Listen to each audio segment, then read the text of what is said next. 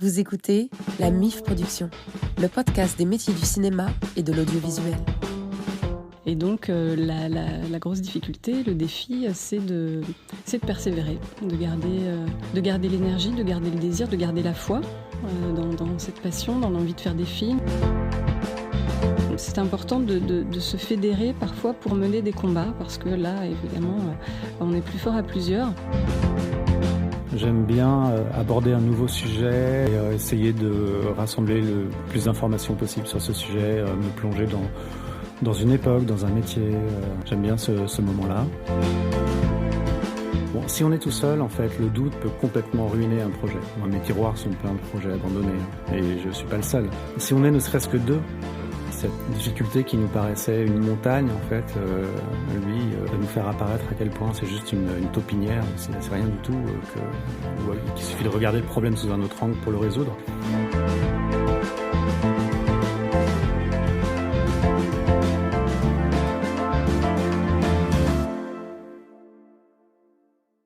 Aujourd'hui, c'est un épisode un peu spécial parce que nous ne sommes pas deux, mais nous sommes trois. Catel Guillou, bonjour. Bonjour. Olivier Sichelski, bonjour. Bonjour.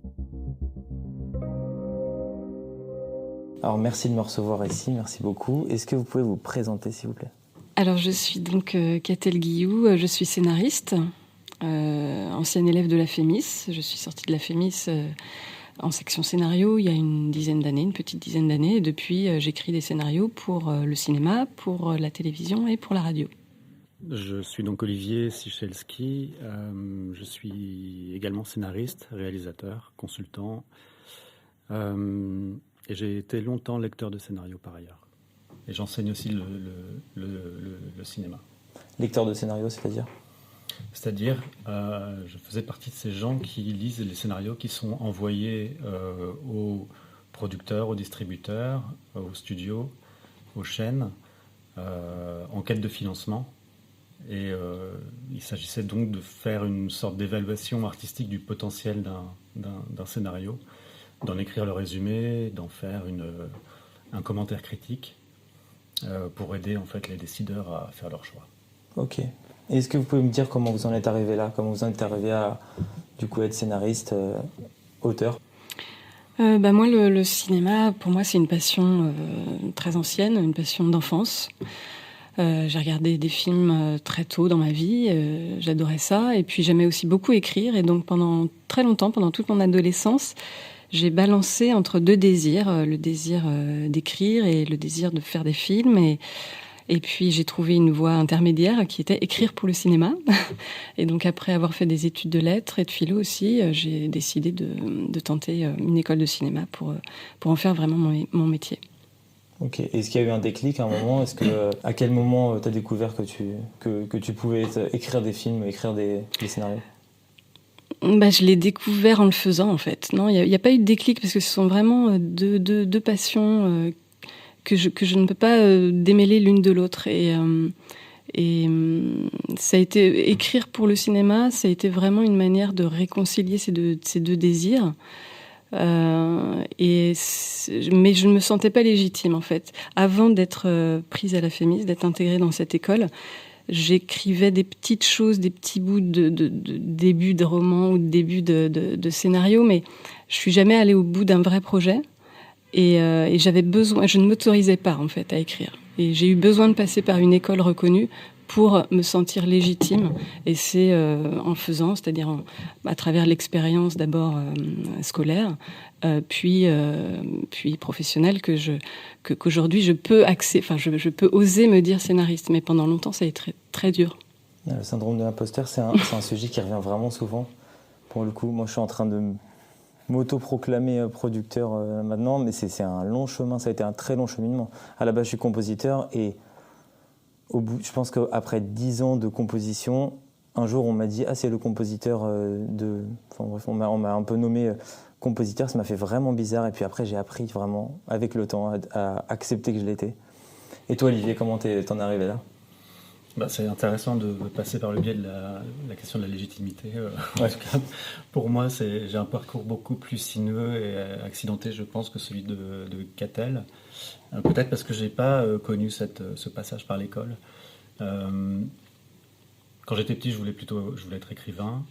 Assez naturellement, j'ai fait des études de lettres. Et puis, sans trop savoir ce que je voulais faire, j'étais quand même assez passionné par le cinéma, mais plutôt par la réalisation. Donc j'ai commencé à faire un court-métrage un peu tout seul. Le scénario, pour moi, à l'époque, était plutôt une corvée, c'est-à-dire le passage par lequel il faut passer pour pouvoir réaliser un film. Et c'était pas du tout un goût ni un plaisir, donc j'aimais plutôt assembler des images et des sons.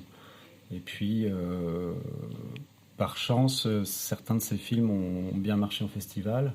L'un d'eux a été sélectionné à la Semaine de la Critique à Cannes, ce qui attire spontanément une certaine attention, l'attention de producteurs notamment, qui viennent dans ces cas-là vous proposer de faire un long métrage avec eux. Et c'est là que les choses se sont un petit peu gâtées, au sens où, hormis le fait que j'ai travaillé avec un producteur, j'ai choisi de travailler avec un producteur qui n'était pas forcément le bon, pour moi en tout cas, j'ai découvert à cette occasion-là que je ne savais pas du tout écrire. C'est-à-dire que je croyais savoir écrire, et j'ai découvert qu'il y avait une énorme différence entre le geste spontané, libre, poétique, intuitif du court-métrage, et puis la construction d'un film de 90 ou 120 minutes qui s'apparente plus à de l'architecture et à quelque chose que je ne maîtrisais pas, dont je ne maîtrisais ni les outils, ni les méthodes. Donc voilà, j'étais parfaitement autodidacte, c'est-à-dire que j'ai pas fait d'école. Donc le film ne s'est pas fait, ça a été assez douloureux. Il y a eu quelques années un peu de déprime, et puis je me suis dit, il faut quand même que tu apprennes à écrire. Et donc j'ai commencé à lire ces livres qui n'étaient pas vraiment publiés en France à l'époque, mais qui étaient assez populaires aux États-Unis, où on considère un peu plus le scénario comme un artisanat et comme un ensemble de techniques. Et je me suis formé comme ça en lisant ces livres-là. Et comme parallèlement je gagnais ma vie en lisant des scénarios, comme je le disais, notamment pour Canal+, j'ai petit à petit acquis une certaine, on va dire, expertise, en tout cas en tant que consultant. Et c'est par ce biais-là que je suis revenu progressivement à l'écriture. Tu as aussi fait ton mémoire sur un réalisateur, j'ai oublié son nom, John Cassavetes. Alors là, oui. Alors j'ai vu ça sur Internet. Qu'est-ce qu'on trouve sur Internet, oui, c'est fou. Oui, en fait, à la sortie quand j'ai commencé à faire des études, je ne savais pas du tout quoi faire comme études. En fait, j'ai fait des études de lettres, en prépa. Et puis après, on entre directement en licence. J'ai juste, par paresse, pris la matière dans laquelle j'avais plus de facilité, c'était l'anglais. Mmh. Et effectivement, là, il a fallu écrire un mémoire de maîtrise. Et là encore, par paresse, en dehors du fait que je m'intéresse au cinéma, j'ai vu qu'il y avait ce réalisateur sur lequel presque rien n'avait été publié. Alors que pour écrire, par exemple, un mémoire sur Hitchcock ou sur un réalisateur beaucoup plus étudié, il aurait fallu absorber des dizaines et des dizaines de livres. Ah oui. Et sur Cassavetes, il existait 2 livres, donc c'était assez simple. C'était plus simple, ouais. Okay. Et c'est pour ça que j'ai fait mon mémoire sur Cassavetes. Ok. Par simplicité, par passion, j'imagine aussi un peu. En le faisant, je me suis quand même découvert un vrai goût pour son cinéma et surtout pour son positionnement à la marge d'Hollywood, et puis l'espèce de liberté qui consistait à aller gagner de l'argent comme acteur à Hollywood et faire des films tels qu'il l'entendait et qui ne correspondaient pas du tout au canon hollywoodien avec sa troupe d'amis. Ça me parlait beaucoup, et aussi le fait que ces personnages en fait étaient toujours à la marge, soit de la norme psychologique, de la norme sociale, comme lui était à la marge du cinéma mainstream américain. Donc ça m'a quand même beaucoup parlé. Est-ce que vous avez eu pendant votre jusqu'à aujourd'hui des galères, des petits problèmes sur votre chemin? On ne connaît que ça. Oui. C'est pour ça que je pose la question. Oui, c'est très dur de vivre de son métier en tant que scénariste, surtout quand on commence, évidemment. On travaille sur beaucoup de projets qui ne se font pas. Et c'est ça qui est le plus dur, en fait. bon, quand on débute, on est d'abord très mal rémunéré, donc il faut souvent multiplier les projets pour espérer pouvoir en vivre ou bien faire d'autres activités parallèles. Effectivement, être lecteur, je l'ai fait aussi. Mais ce qui est le plus éprouvant, c'est de travailler sur des projets, parfois pendant plusieurs années, et que les projets ne se concrétisent pas par faute de financement ou par abandon de tel ou tel partenaire.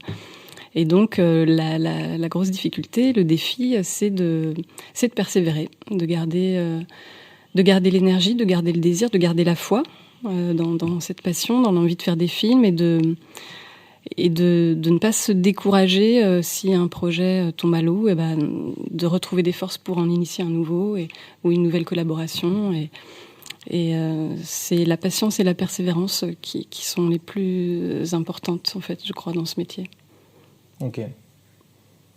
Je dis toujours ok, mais c'est un truc que je couperai au montage, mais non, c'est très intéressant. Et Olivier? Moi, je souscris à tout ce que dit Catel. Parce qu'on n'a pas forcément non plus envie de raconter les problèmes qu'on a eus avec tel ou tel producteur. C'est vrai que c'est des choses qu'on se raconte entre nous parfois aussi pour se mettre en garde, hein, parce que on a tous eu des histoires de producteurs qui ne payent pas ce qu'ils nous doivent, ou à plus forte raison quand c'est des sommes modestes. Ils savent qu'on ne va pas engager un avocat pour faire valoir nos droits, et donc ils en profitent. Voilà, on a travaillé entre guillemets pour rien. Oui, c'est plutôt... Alors il y a effectivement des vrais problèmes qu'on rencontre, et puis il y a ce problème aussi constant d'avoir conscience qu'il y a finalement une proportion infime des projets qui se font, et que le CV d'un scénariste est rempli de projets qui n'ont jamais vu le jour, même s'ils ont été signés par un producteur, optionnés, parfois développés, parfois complètement écrits, mais que le financement n'est jamais arrivé, ou que pour une raison ou pour une autre, il ne s'est jamais fait. Et comme c'est une activité dans laquelle on met quand même beaucoup de nous-mêmes, beaucoup de temps, je veux dire, on coupe pas, on finit pas la journée à 18h. On peut pas arrêter de penser à un scénario sur lequel on est en train de travailler, en fait. C'est-à-dire, quand on est en train de travailler sur une histoire, tout nous parle de cette histoire. Le journal qu'on lit le matin, ou le livre qu'on lit le soir, tout s'y rapporte, et on est tout le temps en train d'y travailler, de prendre des notes. Donc c'est d'autant plus douloureux quand un projet s'arrête. Est-ce que vous avez un quotidien? Est-ce que vous avez vous avez mis en place des rituels? Est-ce que vous avez plusieurs casquettes? Catel, toi t'écris pour le cinéma, mais aussi pour des formats audio, pas mal de formats audio, donc il y a beaucoup de projets différents. Toi t'es auteur, réalisateur, formateur, j'ai eu aussi. Beaucoup de casquettes. Est-ce que vous avez comment vous organisez? Est-ce que vous avez des rituels? Moi, j'ai pas vraiment de rituel. J'essaie de travailler le plus possible. En fait, c'est la seule règle. C'est une règle un peu idiote à dire, mais déjà de travailler tous les jours, au moins ça. En fait, j'ai beaucoup de mal à prendre un week-end de vacances, ou même une semaine. Alors là, ça fait des années que je ne peux plus le faire, parce que, comme le dit Olivier, effectivement, quand on écrit, quand on réfléchit à des projets, ça ne nous quitte jamais. On ne peut pas, là, il y a pas des heures de travail dédiées. Et d'ailleurs, c'est peut-être un point intéressant par rapport à tes questionnements, mais c'est intéressant de savoir que le scénariste n'est pas considéré comme un intermittent du spectacle, par exemple. Nous n'avons pas le statut d'intermittent, précisément parce que il est impossible de comptabiliser les heures de travail, parce qu'on travaille chez soi, personne ne nous surveille, et on ne va pas pointer à 8h du matin et puis partir à 18h. Et en fait, chacun travaille selon son propre rythme, et un scénariste peut écrire un scénario formidable en 2 mois, alors qu'un autre va prendre 10 ans de sa vie pour aboutir à une version honorable. Et donc chacun a son rythme, chacun s'invente ses propres règles, ses propres rituels. Moi, je dois dire que j'ai du mal à jongler entre les projets. Donc, quand je reçois une commande de France Culture, par exemple, comme c'est le cas en ce moment, je termine une nouvelle adaptation d'un album de Tintin, comme il en existe plusieurs. J'essaye de ne faire que ça pendant 2, 3, voire 4 semaines, de ne faire que ça. Et pour être vraiment dans la concentration extrême dédiée à un projet, et ensuite je passe à un autre. J'ai beaucoup de mal à jongler entre 2, 3, 4 projets, bien que ce soit nécessaire souvent, mais dans la mesure du possible, j'essaie de concentrer mon énergie sur un projet à la fois. Ok. Et juste, tu disais que tu n'as pas le statut d'intermittent, tu as le statut d'auteur, du coup. Oui. C'est ce statut-là qui est généralisé pour les... Qui est un statut un peu flou parce que en fait, ça signifie que le statut d'auteur signifie qu'on touche des droits d'auteur quand il y a une diffusion d'un texte qui a été publié ou enfin qui a été rendu public, diffusé. Mais quand on n'a pas de contrat de travail, contrat d'écriture avec un producteur ou autre, on n'est pas payé. Voilà, tout simplement. Ça signifie ça. Donc c'est une précarité souvent, parfois extrême. Ah oui, ok. Voilà. Moi, j'ai quelques questions dessus, on y reviendra juste après. Olivier, un quotidien. C'est vrai que la difficulté, c'est vraiment de jongler d'une part avec plusieurs projets simultanés qui en sont tous à des stades différents de développement. Certains en sont au stade où on doit simplement rédiger un dossier de demande de subvention, par exemple. D'autres en sont vraiment aux prémices. Certains sont en coécriture, d'autres sont des commandes. Donc, enfin, c'est assez complexe. Et quand on jongle en plus avec différentes casquettes, c'est assez difficile. Différents métiers. Moi, pendant un certain temps, j'ai réussi à partager mon temps entre les travaux purement alimentaires que je faisais l'après-midi et les travaux qui me tenaient le plus à cœur le matin, simplement parce que j'étais plus alerte le matin et j'avais l'esprit plus affûté. Mais ça a un petit peu volé en éclats parce que voilà, en ce moment je donne des cours, donc je suis tributaire des horaires qu'on veut bien m'attribuer. Donc il faut toujours se réadapter comme ça. Le point commun, c'est que il n'y a pas de vacances en fait. Il n'y a pas de... Et par un phénomène assez étrange, alors je ne sais pas si ça m'est propre, mais si j'arrête de travailler une journée, je me sens coupable ou alors je me sens complètement déstabilisé. Ça, je me dis, il y a quelque chose qui cloche. Je suis dans ce cas-là aussi, je pense qu'on est tous, toi aussi. Ouais.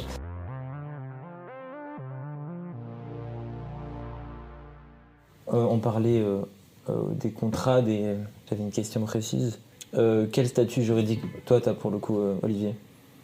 Toi, en tant que réalisateur, tu peux prétendre au statut d'intermittent. En tant qu'auteur, non, du coup. Est-ce que tu jongles entre les deux ? Est-ce que tu as une société ? Non, j'ai pas de société. Je jongle avec différents statuts. Ce serait peut-être un peu complexe à expliquer, mais effectivement, jusqu'à maintenant, j'ai fait en sorte d'avoir le statut intermittent en additionnant plusieurs types d'emplois qui sont de ce ressort-là. Mais là, ça devient difficile. Mais effectivement, parfois, on fait des choses, même par exemple un documentaire pour la radio, c'est payé comme intermittent. Ça m'arrive de temps en temps de faire ça. Comme enseignant, on peut avoir un certain quota d'heures rémunéré comme intermittent et le reste au régime général. Comme auteur, ça va être des droits d'auteur. Comme consultant, c'est variable. C'est-à-dire qu'il y a des producteurs qui vous proposent des cachets comme assistant sur un film qu'ils sont en train de tourner. Et d'autres où ce sera un forfait, un droit d'auteur au forfait ou des choses comme ça. Donc c'est un peu complexe à expliquer, mais moi je jongle un peu entre les statuts. On est à la SACD qui a été fondée par Beaumarchais, qui est un peu le créateur du principe des droits d'auteur. Et c'est du coup la scénaristerie qui m'a mis en contact avec ces deux auteurs. Ouais. Hicham, est-ce que tu peux nous dire qui est la scénaristerie ? Quel est son rôle ? Alors, la scénaristerie, donc, c'est une association qui veut mettre en avant, en tout cas plus en avant que ce qui est le cas aujourd'hui, le métier de scénariste. C'est vrai qu'aujourd'hui, on a tendance aussi à parler de d'autoréalisateurs ou de voir beaucoup de réalisateurs qui écrivent ou co-écrivent eux-mêmes leurs films. Et on pense qu'il y a aussi une place pour le scénariste, entre guillemets, pur, comme on peut le voir sur le modèle anglo-saxon, d'auteurs comme Clint Eastwood, par exemple, qui ne rédigent pas de scénario, qui se contentent vraiment de la réalisation et qui font confiance aux scénaristes. Ce qui est moins le cas en France, c'est plus compliqué en tout cas. Et la scénaristerie, c'est là qu'elle intervient comme association, c'est qu'elle va réussir à pousser, à mettre un peu plus en avant, en tout cas, les scénaristes qui veulent vraiment rester dans le rôle de scénariste, même si c'est complètement ouvert aussi aux auteurs-réalisateurs, mais ce qui est au centre de tout, c'est le scénario. Ok. Et c'est se regrouper comme l'union fait la force, ou il y a un suivi derrière, il y a des conseils, il y a des concours, il y a des... Alors, c'est vraiment différent de... L'union fait la force, ce serait peut-être plus le rôle, par exemple, de la guilde des scénaristes. Okay. Il y a d'autres associations qui vont défendre les intérêts des scénaristes à plusieurs niveaux, y compris au niveau de leur reconnaissance.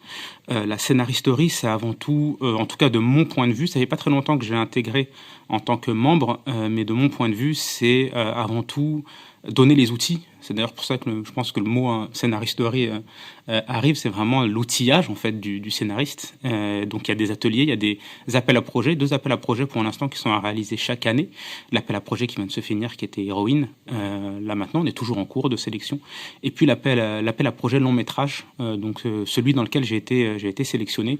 Et c'est génial parce que j'ai pu voir mon projet évoluer à la vue de scénaristes de métiers professionnels comme justement Olivier et Catel qui m'ont fait énormément avancer.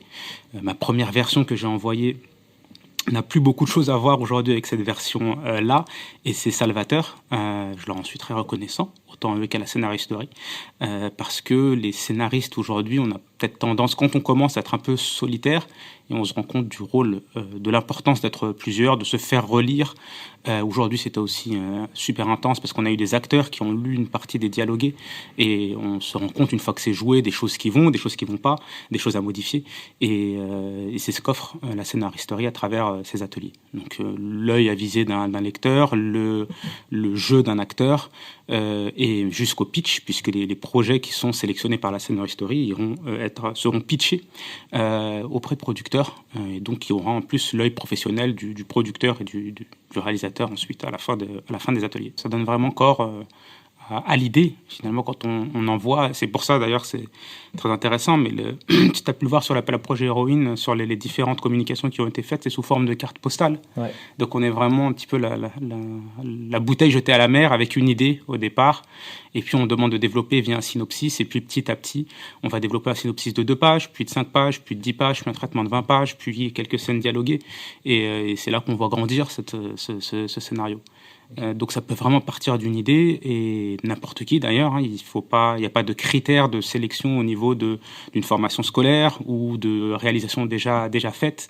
On peut être boulanger et puis avoir une super idée de film, d'avoir envie d'écrire, et si on a la niaque et qu'on veut y arriver, on envoie son projet, on travaille sur ses synopsis, on fait tout ça et puis on peut avancer de cette manière. C'est un appel à tous les boulangers de France. À tous les boulangers de France, à tous les qui veulent faire du cinéma. Pâtissier. La scénaristerie compte combien de membres ? Aujourd'hui, on est à peu près à 200 ou 250 membres, je crois, environ.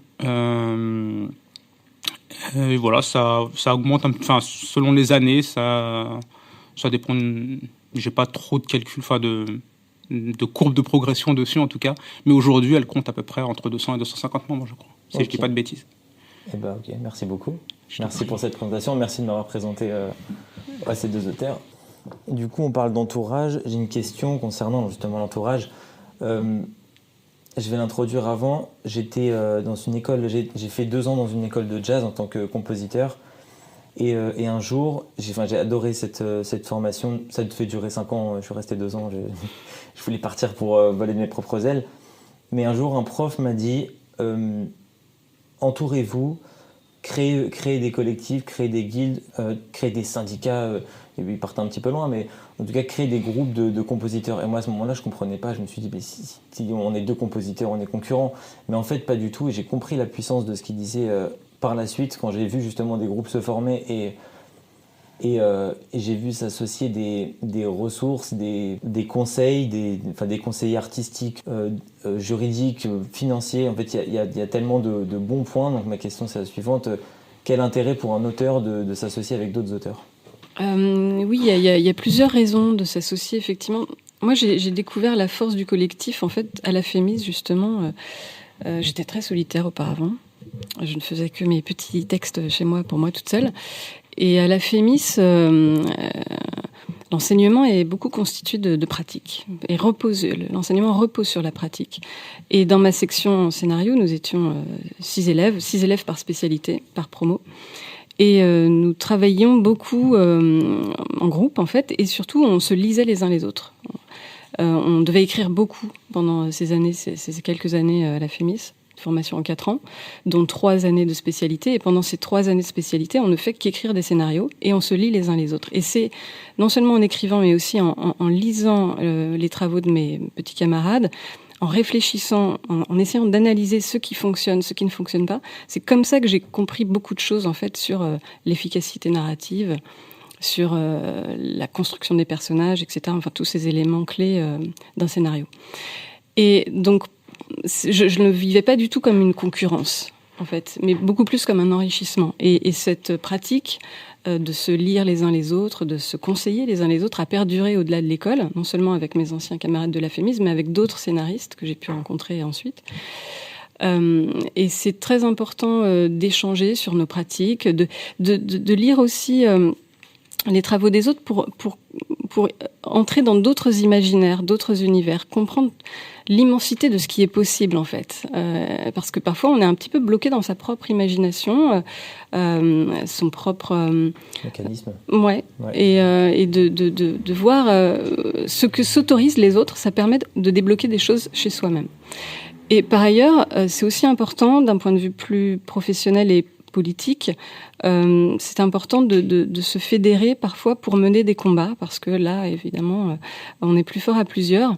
Et je fais aussi partie d'un collectif qui s'appelle le SCA, Scénaristes de cinéma associés, qui est né qui est né de la guilde des scénaristes, mais la guilde des scénaristes est plus dédiée en tout cas aux scénaristes de télévision, alors que le SCA est consacré aux scénaristes de cinéma. Et c'est un collectif qui est très important pour moi parce que d'abord nous échangeons sur nos pratiques, la façon de collaborer avec des producteurs, avec des réalisateurs, comment on peut améliorer ces pratiques pour gagner en liberté, gagner en reconnaissance aussi. Et comment nous pouvons, nous travaillons en tout cas au sein de ce collectif, nous travaillons à améliorer nos conditions de rémunération, ce qui est quand même assez important, notamment pour essayer d'établir des tarifs planchers de rémunération de contrat d'écriture, que le film se fasse ou non, parce que souvent on est très peu payé pour écrire. Et le producteur établit des échéances de paiement seulement si le film se fait. Et donc tout le travail effectué en amont est très peu, voire pas rémunéré. Donc nous bataillons en ce moment pour établir ce tarif plancher et également essayer d'exiger des producteurs une indexation sur le budget final du film. C'est-à-dire d'établir déjà un tarif réglementaire pour le travail de développement d'écriture. Et ensuite, quand le film se fait, en fonction du budget, parce que le budget n'est pas forcément établi dès le début, d'obtenir une indexation sur ce budget si le budget grossit beaucoup et que on peut demander un pourcentage sur le budget global pour compléter en fait le contrat d'écriture, quoi. Ok, justement, j'ai des questions précises dessus. Posées par certains abonnés, je les poserai juste après. Est-ce qu'on descend ? On fait en bas, ouais, c'est pour ça. Ok, ça marche. Du coup, on a changé de pièce. Ouais, je pensais que ce serait plutôt une conversation, mais en fait, c'est la première fois que j'ai des scénaristes face à moi. Du coup, j'avais plein de questions. Ça tombe sur vous. On parlait des contrats et les conditions de rémunération des scénaristes. Déjà, ouais, mais avant, j'aurais aimé avoir aussi la réponse, Olivier, sur quel intérêt pour un auteur de s'entourer d'autres auteurs. Je pense que c'est fondamental parce que moi, je l'ai compris beaucoup trop tard, j'ai compris très tard, parce que j'étais moi aussi un enfant solitaire Et puis j'ai été très longtemps solitaire. Et puis très naïvement, je me suis dit longtemps, ce qui compte, c'est le travail. Ce qui compte, c'est le talent. Le talent, ça s'acquiert grâce au travail. Oui, j'entends les gens qui me disent il faut avoir des contacts. Ce qui compte, c'est le réseau. Je détestais cette expression. Et en fait, je crois qu'ils n'avaient pas tort, mais pour des raisons très simples, qui ne sont pas des raisons de copinage ou quoi que ce soit. Mais il y a un mal qui nous ronge très souvent, en tout cas une grande partie d'entre nous, c'est le doute. Et quand on s'engage dans l'écriture d'un film, notamment, surtout si c'est une idée originale, si c'est un film, une idée qui vient de nous-mêmes, ça veut dire qu'on s'engage dans une écriture très longue, très laborieuse, et très solitaire. Très solitaire, et que à chaque croisée des chemins, on a l'envie on a des doutes sur le bien fondé de ce qu'on écrit. Est-ce que c'est bien, est-ce que c'est pas bien, est-ce que j'ai raison, est-ce que j'aurais pas dû choisir cette voie-là, est-ce que ce personnage doit vraiment faire ça, est-ce que mon film va intéresser quelqu'un, est-ce que ce film n'est pas hors de prix, est-ce qu'il sera jamais Bon, si on est tout seul, en fait, le doute peut complètement ruiner un projet. C'est-à-dire qu'on l'abandonne. Moi, mes tiroirs sont pleins de projets abandonnés, hein, et je suis pas le seul.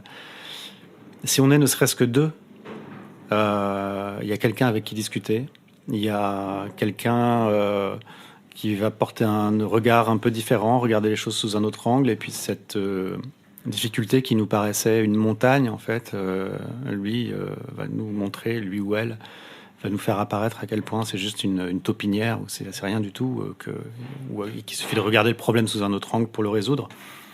Donc il y a ça, et puis il y a le fait que aussi c'est quand même des métiers où l'humain a vraiment une importance énorme, et que quand par exemple on veut s'engager avec quelqu'un dans une coécriture, c'est une relation sur du long terme.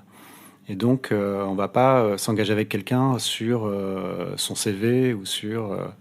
il faut avoir parlé avec lui, peut-être l'avoir vu travailler, peut-être l'avoir fréquenté un peu, connaître sa façon de réfléchir, connaître ses inclinations, ses goûts, voir et pouvoir anticiper une relation possible. Donc pour ça, il faut rencontrer des gens, il faut se côtoyer.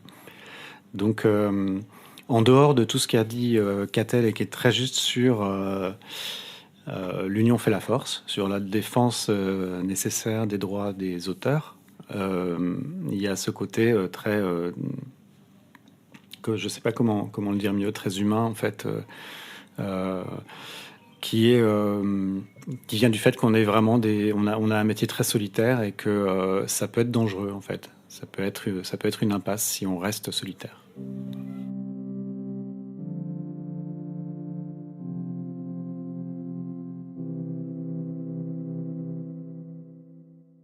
En tant qu'auteur, comment vous y prenez pour approcher des producteurs, enfin auteur et aussi réalisateur pour Olivier, comment vous y prenez pour entrer en contact, on va dire, ou entamer en tout cas le processus de création d'une œuvre audiovisuelle? En tant que scénariste seul et méconnu, je ne suis pas un grand nom du scénario, c'est quasiment impossible, en fait. Moi, j'ai écrit des projets personnels que j'ai envoyés à des producteurs, et pour lesquels j'ai soit reçu un refus direct, soit pas de réponse. En revanche, quand je collabore avec un réalisateur ou une réalisatrice, c'est plus simple, parce que en fait, le contact se fait par eux. Un producteur ne s'engage pas avec un scénariste, il s'engage avec un réalisateur. Et un autre moyen d'entrer malgré tout en contact avec des producteurs, c'est les aides à l'écriture ou les concours de scénario qu'on peut gagner, qu'on peut obtenir. Par exemple, en lumière, du coup, un peu. Voilà, okay. Par exemple les aides du CNC. Moi, j'ai obtenu plusieurs aides du CNC pour des projets personnels ou des projets en collaboration mais sans producteur.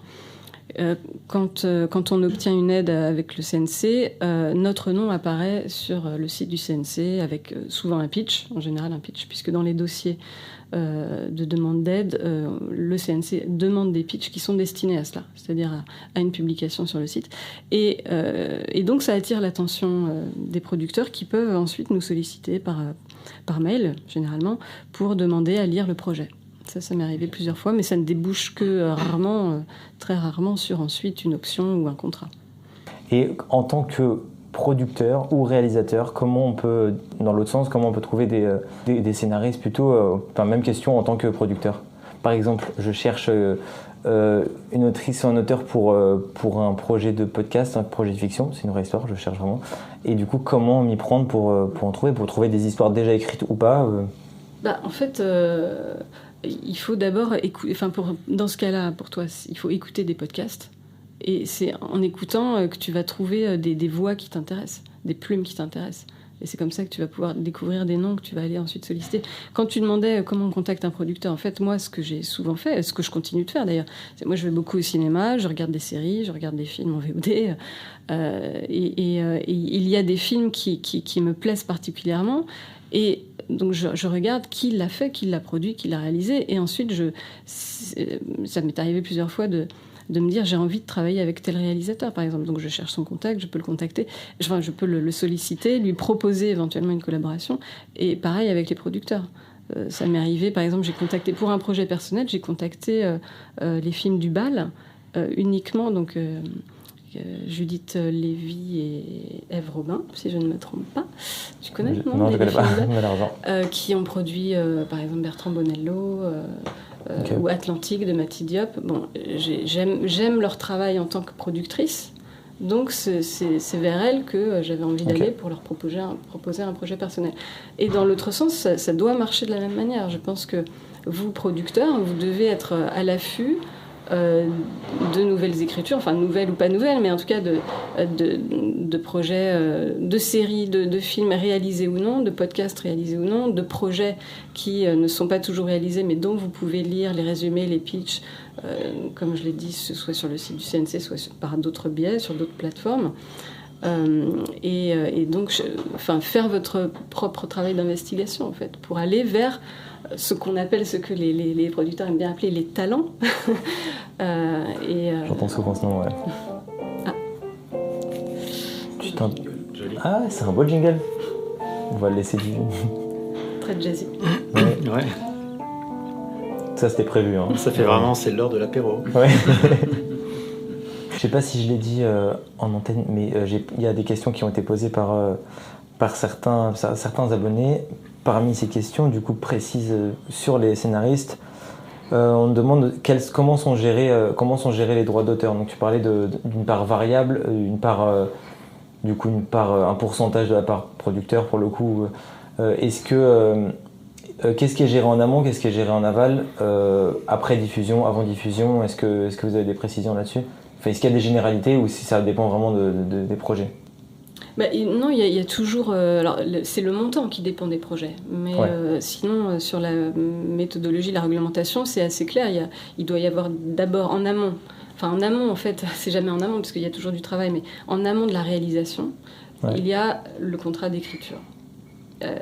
C'est-à-dire, le producteur s'engage à rémunérer les auteurs pour développer ce qu'on appelle le développement du projet, jusqu'à une version du scénario qui soit suffisamment aboutie pour ensuite passer à l'étape de la recherche du financement.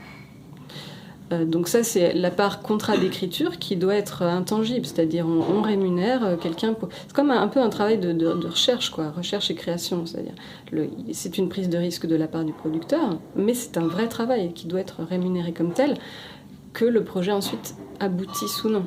Voilà. Et ensuite, il y a donc les droits d'auteur, mais que les auteurs ne touchent que si le projet a été réalisé et diffusé, puisque les droits d'auteur correspondent à une diffusion.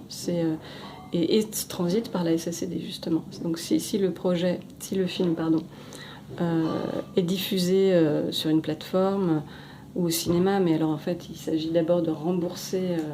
la part...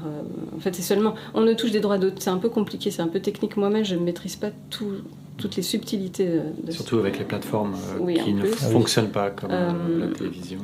Mais pour une diffusion en salle, en fait, on ne touche des droits d'auteur qu'après amortissement de la somme dépensée par le producteur en développement. Ok. Voilà. Donc, il faut que le producteur se soit lui-même remboursé, en fait, sur la somme qui a été rétribuée pour l'écriture, avant que nous ne touchions le moindre euro pour la diffusion. Et ça, comment on dit, c'est organisé en avance ou est-ce qu'il y a des parts qui sont organisées en avance ou ça se fait l'auteur touche forcément un pourcentage parce que devant la loi il touche tel pourcentage. Comment ça s'organise ? Est-ce que c'est des pourcentages qui sont écrits dans le contrat ou pas ? C'est écrit dans le contrat, okay, mais d'accord. Après ça dépend, les pourcentages varient selon le type de diffusion. Par exemple, quand le film est diffusé sur Netflix, l'auteur ne touche pas la même somme que si le film est diffusé sur Canal+. Ça dépend du diffuseur. On me demandait aussi, pour la rémunération, est-ce qu'il vaut mieux négocier un montant fixe, un pourcentage ou un minimum garanti ? Ça se négocie un peu au coup par coup, ça peut dépendre aussi de la confiance que vous avez dans le projet, que le scénariste a dans le projet lui-même. Ouais. S'il n'est pas sûr que ça se fasse, mais qu'il a quand même envie de signer ce contrat, peut-être qu'il demandera une plus grande proportion de forfait, tout en se mettant d'accord sur une moindre rémunération proportionnelle. Mais après, ça c'est vraiment du travail de négociation et c'est en principe les agents qui s'occupent de ça. Moi, je ne saurais pas répondre de manière générale à cette question. Les agents... Peut-être que tu peux, hein, mais... Juste les agents, c'est encore un intermédiaire entre l'auteur et le producteur. Je peux ajouter encore, mais c'est un intermédiaire entre les deux. Du coup, qui protège et qui l'agent, il a en principe deux fonctions principales. L'une qui est effectivement de négocier les contrats et de s'assurer de leur respect et du paiement des sommes dues. Et l'autre qui est de mettre en contact ces auteurs ou ces autrices avec des producteurs, justement. De leur proposer des collaborations, de voir si telle recherche d'un producteur correspond à ce que saurait faire tel ou tel de ces auteurs. Donc c'est un petit peu les deux parties du travail de l'agent, sachant que certains sont un petit peu plus juristes, et d'autres sont un peu plus sur la mise en contact, mais en principe, ils font les deux. Je suis tombé sur une question, c'est certainement moi qui l'ai écrite. Elle est parfaite, hein, vous allez voir. On m'a parlé plusieurs fois du trio auteur-réal-producteur, point d'interrogation. Je n'ai pas de question là-dessus. Il y a une team, j'imagine, qui se forme, mais est-ce que ça arrive souvent ? Est-ce que c'est la plupart du temps éparpillé et parfois il y a des duos, des trios En fait, le seul... après, je te laisse la parole, mais disons qu'en principe, c'est 3 entités, 3 personnes qui travaillent ensemble au même but. Ouais. Simplement, il est évident qu'il y a une chronologie et qu'il y a un certain moment où, quand le film entre en production, ça devient plutôt un duo réalisateur-producteur dont le scénariste est naturellement plus ou moins exclu, qu'il le veuille ou non, avec parfois même une sorte de prise de pouvoir du réalisateur qui se comprend dans une certaine mesure, puisqu'il y a un moment où il doit s'emparer du scénario pour le transformer en film, mais qui va parfois un petit peu trop loin, puisque certains réalisateurs ont tendance à s'approprier un petit peu le scénario non seulement de façon artistique, mais en devenant sur le papier en tout cas les co-auteurs du scénario. Ok, donc généralement le scénariste est plutôt en dehors du cercle du tournage. Ah oui, une fois que le tournage a commencé, le scénariste n'existe plus. Oui, il n'est pas forcément le bienvenu et parfois il doit un peu faire des pieds et des mains pour qu'on se souvienne de mettre son nom au générique à la position qui était prévue par le contrat, etc. etc. Et il n'est pas invité au festival, par exemple. Voilà. Ah ouais. Il est rarement nommé aussi dans le programme télé, dans les critiques de cinéma. Il est oublié à partir du moment où le film est réalisé. Je suis tombé sur une page Insta qui justement recensait un peu les plaintes entre guillemets des auteurs et c'est incroyable. J'ai pas tout lu, mais il y en avait quand même une bonne quantité et oui, il y a des situations assez incroyables. Je pensais pas que c'était à ce point, mais en tout cas, je promets d'être bienveillant en tant que producteur. Comment ? Parole de scénariste. C'est exactement, c'est toi qui m'en avais parlé. Oui, une dernière question technique. Après, on ouvre un petit peu plus. Admettons que je cède mes droits à un producteur de mon court-métrage. Si jamais ce producteur veut l'adapter en long-métrage, comment maximiser mes chances d'être toujours dans le circuit et d'être, comme il avait posé la question, maximiser mon implication dans l'adaptation d'un long métrage. On peut, dans le contrat de cession de droit, on peut quand même stipuler que dans le cas où le court-métrage ferait l'objet d'une adaptation en long-métrage, l'auteur du présent court-métrage serait impliqué, alors d'une manière ou d'une autre, soit au minimum un des co-auteurs, soit serait envisagé en premier comme auteur. Mais ça, encore une fois, c'est des choses qui doivent vraiment se mettre noir sur blanc dans le contrat. C'est exactement la question des remakes, du droit de remake. On fait toujours figurer dans le contrat l'hypothèse d'un remake auquel l'auteur du scénario original doit absolument être associé. Sinon, sinon effectivement, on cède tous ses droits. Donc, encore une fois, c'est aussi pour ça que les agences sont là, c'est pour veiller à ce que ce genre de clause soit dans le contrat. Il y a une autre clause qui est assez importante à mes yeux, d'autant plus que j'ai signé un contrat où elle ne figurait pas, et je le regrette beaucoup. C'est dans le cas où le scénario ne serait pas réalisé dans les 3 ans, 5 ans, l'auteur doit reprendre la totalité de ses droits. C'est-à-dire qu'on peut récupérer ses droits et en faire ce qu'on veut, le proposer à notre producteur, le réécrire, etc. Parce que par défaut, je pense que la durée légale est de 30 ans. C'est-à-dire que si vous ne mettez pas cette clause-là dans votre contrat, pendant 30 ans, vous ne pouvez rien faire de votre projet. Ok. Mais tu disais qu'il ne faut pas céder ses droits. Moi, je pensais qu'on cédait des droits automatiquement à un producteur quand on voulait que le projet aboutisse. Mais du coup, il y a d'autres options. Parce que c'était un peu une boutade.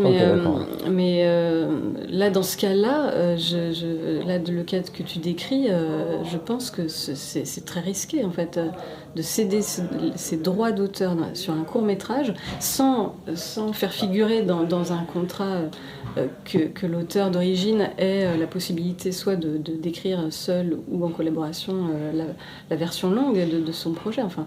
Je pense qu'il n'a pas encore cédé ses droits et que c'était en négociation. Du coup, il voulait vraiment être sûr pour... je crois qu'il en est là. Il voulait être sûr pour justement, dans le cas où ça serait réadapté en long métrage, ne pas faire de bêtises et justement pas céder tous ses droits. Donc je pense qu'il en est là et du coup, il n'a pas pris encore ce risque. Donc je pense que ce sera utile pour lui. Il faut le faire figurer absolument dans le contrat. Qu'est-ce que vous aimez dans votre travail, dans ce que vous faites au quotidien ? Moi, j'aime bien les recherches. C'est-à-dire ? La recherche documentaire. J'aime bien aborder un nouveau sujet et essayer de rassembler le plus d'informations possible sur ce sujet, me plonger dans une époque, dans un métier. J'aime bien ce moment-là. Okay. C'est vrai, moi aussi, j'aime énormément m'immerger dans un univers, dans un domaine que je connais pas forcément au début, découvrir des choses, apprendre des choses. Et parfois, certains projets sont presque des prétextes à apprendre de nouvelles choses. Et puis, évidemment, j'aime l'échapper dans l'imaginaire que permet l'écriture. Et puis j'aime beaucoup échanger avec les réalisateurs ou les réalisatrices avec lesquels je travaille. Ça se passe pas toujours bien, pas toujours de manière harmonieuse, mais quand c'est harmonieux, ça crée une vraie émulation, c'est très vivifiant, très galvanisant. Évidemment, un scénariste est beaucoup amené à collaborer, parce que comme l'a dit Hicham, en France, c'est très difficile d'écrire un scénario seul qui soit ensuite réalisé ou pris en charge par un producteur. Donc on est amené essentiellement à travailler en collaboration. Et il faut avoir le goût de ça. Il faut avoir le goût, la patience d'écouter, de réagir, de rebondir, d'être toujours dans le dialogue, dans la proposition. Et ça peut être réjouissant, heureusement. Et quelle place vous accordez au divertissement créatif, mais pas que au divertissement en général ? Parce que vous dites que vous travaillez tout le temps, vous n'avez pas de jour de congé, culpabilisez quand vous en avez, quand vous en octroyez. Donc, quelle place pour le reste ? Effectivement, j'ai du mal à lire juste pour le plaisir ou à regarder un film juste pour le plaisir. Disons que quand j'ai le choix, je vais toujours aller vers le livre ou le film qui va me parler du travail sur lequel je suis en train de travailler. Oui, qui va nourrir. Qui va nourrir. Après, de toute façon, j'ai remarqué que quand on est en train de travailler sur un projet particulier, tout ce qu'on lit, tout ce qu'on voit, nous parle finalement du projet sur lequel on est. Et maintenant, je fais beaucoup moins attention. Je me dis, c'est pas grave, je vais lire ce polar. Je sais que dedans, je vais tomber sur quelque chose qui va me servir, qui va créer une étincelle. Je me sens quand même toujours une vague culpabilité quand je veux regarder un truc juste pour me faire plaisir. Mais c'est une question complexe en fait, plus complexe qu'elle en a l'air. Je pense qu'il y a une partie du divertissement entre guillemets qui est assez importante. C'est tout ce qui ne fait pas appel, en tout cas peut-être que je parle pour moi, mais tout ce qui fait pas trop appel à l'esprit rationnel. C'est-à-dire que jouer d'un instrument de musique par exemple va reposer le cerveau, la partie du cerveau en tout cas qu'on fait travailler la plupart du temps. Et je pense que c'est assez salutaire de diversifier en fait nos activités cérébrales. Ouais. Et je parle de la musique parce que ça me parle, mais ça peut être autre chose. Ça peut être, je sais pas, le tricot, la méditation, le sport évidemment, la marche. Je pense que c'est super important et que ça fait aussi, ça contribue aussi à la créativité. La marche notamment, je pense qu'elle est très très féconde en fait. Marcher sans réfléchir, sans être en train de travailler. En fait, le cerveau travaille tout seul. Donc effectivement, le divertissement, je reviens sur ce que j'ai dit, mais c'est capital. Ouais. Est-ce que vous avez un conseil ou est-ce que vous avez déjà donné un bon conseil que vous pouvez partager Le conseil que je donnerais, c'est une citation de Nietzsche que je me rappelle les jours où ça va mal, où je suis découragée. Osez croire en vous-même. Moi, c'est le conseil que vient de nous donner Catel, et qui est vraiment essentiel, je pense. Tout à l'heure, j'ai parlé du doute, j'ai parlé du découragement. On est sans cesse affronté à des obstacles externes, comme des personnages, c'est-à-dire la difficulté de trouver un producteur, la difficulté de trouver un financement. Puis, encore pire, et encore en amont, il y a des obstacles internes, qui sont le doute, et puis le fait de ne pas croire assez en soi, qui parfois sont des problèmes qu'on traîne depuis longtemps. Il suffit que dans votre enfance, on ne vous ait pas assez fait confiance, vous pouvez traîner ça toute votre vie de scénariste, par exemple. Et en l'occurrence, pour ça, ce mantra-là, osez croire en vous-même, est un vrai guide, je pense. De mémoire, je crois que c'est de Nietzsche, il me semble, cette phrase. Bon, en tout cas, voilà. Ok, merci beaucoup. Est-ce que vous avez un livre ou un film à conseiller ? Ce qui m'a marqué, on va dire, sur la créativité, sur les difficultés dont on parle aussi, le journal d'écrivain de Virginia Woolf, par exemple, très précieux. Ok, je noterai ça dans les descriptions. Et toi ? Et moi, je vais conseiller un film que j'ai vu un peu en retard parce qu'il est sorti l'été dernier, mais je l'ai vu récemment au cinéma parce que l'UGC DEAL a eu la bonne idée de le ressortir. C'est Onoda, le film d'Arthur Harari. Et j'en parle parce que ça fait écho un petit peu à la citation de Nietzsche, parce que c'est un film assez fou. Il y a un projet d'une grande audace et qui, sur le papier, pouvait paraître impossible. C'est l'histoire d'un soldat japonais qui a combattu sur une île du Pacifique pendant la Deuxième Guerre mondiale et qui n'a jamais voulu croire à la fin de la guerre, et qui donc a continué à vivre seul dans la jungle pendant 30 ans après la fin de la guerre. Et c'est un projet fou parce que c'est un Français qui est allé tourner ce film en japonais. Tout le film est en japonais, avec des acteurs japonais, dans la jungle. Et le résultat est formidable. Donc je trouve que c'est un bel exemple d'inconscience peut-être, en tout cas de folie créative. Pas si folle que ça parce qu'elle a réussi à se réaliser. Et j'espère moi avoir au moins cette audace-là à l'avenir, et j'encourage tous les auteurs et réalisateurs, futurs réalisateurs et producteurs évidemment à avoir autant d'audace que ça. Ouais. Ok, bah, je vais regarder où il est diffusé, ou s'il l'est en tout cas encore, j'espère.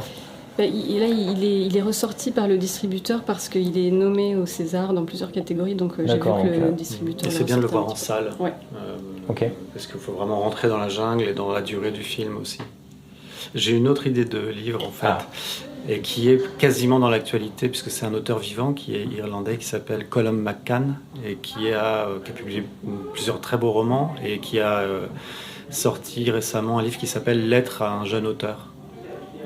Ou Lettre à un jeune écrivain, je me souviens plus exactement du titre, il faudra le rechercher, et qui donne vraiment des conseils très simples et très lumineux à quiconque veut écrire, que ce soit du roman ou du scénario, ça marche.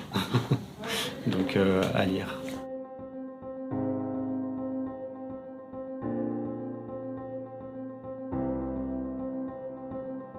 Est-ce que vous avez des choses à ajouter, des choses à dire, à préciser ? Non, c'est peut-être juste pour préciser tout à l'heure sur comment trouver un producteur, etc. Effectivement, parce qu'on peut parfois faire cette erreur quand on est jeune auteur, d'envoyer à tout Paris un scénario, à des boîtes aux lettres qui s'appellent contact @ les productions machin. Ça marche pas. Donc je pense qu'il faut effectivement au minimum, il faut s'adresser à des producteurs dont on connaît le travail et dont le travail peut correspondre au projet qu'on a envie de leur vendre. Bien sûr. D'accord ? Donc ça c'est important. Si on a pu avoir un premier contact avec le producteur avant, c'est encore mieux. C'est-à-dire, vous vous souvenez peut-être de moi, on s'est croisés au festival, machin, ou vous étiez au jury de cette aide qui m'a été attribuée, j'aime beaucoup votre travail, etc. Ou je viens de la part d'un tel avec qui vous travaillez. C'est toujours mieux que de venir de nulle part. Et puis, juste préciser aussi que du côté des producteurs, il y a effectivement les festivals, les aides du CNC ou autres, et il y a aussi les séances de pitch qui se font soit à l'issue d'une formation du CEA par exemple, Conservatoire européen d'écriture audiovisuelle, ou qui se font à l'issue de la scénaristerie, des ateliers de la scénaristerie, où on invite un certain nombre de producteurs à écouter les pitchs des auteurs qui ont développé leur projet. Et je sais qu'ils sont... ça paraît paradoxal parce que les scénaristes ont l'impression d'être toujours en demande et que c'est très difficile de trouver un producteur. Et c'est vrai. Et en même temps, les producteurs, quand on les interroge, disent qu'ils sont vraiment à la recherche de projets. Et aujourd'hui, plus que jamais, parce qu'il y a une multiplication des diffuseurs et des nouvelles plateformes qui arrivent encore l'année prochaine. Et donc, il faut savoir quand même que les producteurs sont à la recherche d'auteurs et de projets. Ça ne veut pas dire que ça sera facile, mais ils ont les oreilles et les yeux grands ouverts. Donc, il ne faut pas se décourager. C'est ce que me disait Aurélie Mémon, deuxième épisode. Il disait « Je lis tout le temps 5 livres en même temps parce que je suis à la recherche d'auteurs, de la nouvelle pépite à adapter, du nouveau talent, comme on disait tout à l'heure. » Donc oui, effectivement, ils sont à la recherche. En tout cas, merci beaucoup. Merci infiniment à vous trois. Merci Hicham de m'avoir mis en contact et m'avoir accueilli ici. C'était très dense, très technique. J'espère que celles et ceux qui nous écoutent ont su s'inspirer de tout ça. En tout cas, merci encore. Merci à toi. Merci beaucoup. Merci d'avoir écouté cet épisode jusqu'au bout. Vous pouvez me retrouver sur Insta @lamifproduction au pluriel si vous avez des questions, des suggestions ou si vous voulez intervenir dans mon podcast. On se retrouve la semaine prochaine. Du kiff. Ciao.